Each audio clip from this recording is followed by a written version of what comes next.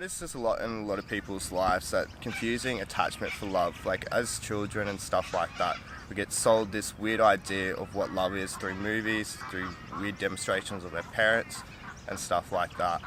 And then we don't get taught of what unconditional love is, because we've always been shown that we get loved on certain conditions, and such as like getting an A in a test from our parents, or doing things that just make them happy and not for ourselves.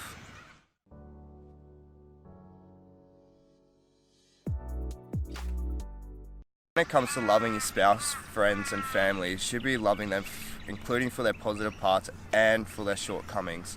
Like, say with your spouse, true unconditional love is when your spouse can actually come up to you and say, hey, I'm sorry that I've actually found someone else that I'm actually completely happy with. And if you're not internally happy with them for making that decision, yes, there's going to be certain parts of emotions that's going to break your heart and that.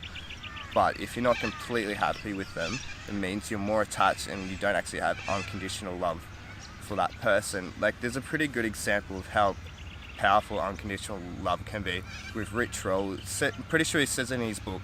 So at the time he was an alcoholic, hated his job he was working at. He was working in a law firm, and his wife came up and said to him, hey, I can see that you're unhappy. If you keep living the way you do, I'm still going to be with you, but I can see that you're unhappy and I would love for you to change. And this is when he started to turn his life around and started to get into ultra marathons and stuff like that. And they ended up writing his own book and starting his own podcast, which is a very successful book and podcast right now. So I think the question we should be asking when we're loving someone, am I happy with this person for who they are and whatever they want to do for themselves to make them happy, or am I just feeling lonely and just attached to that person? Cheers. Cool. Sweet.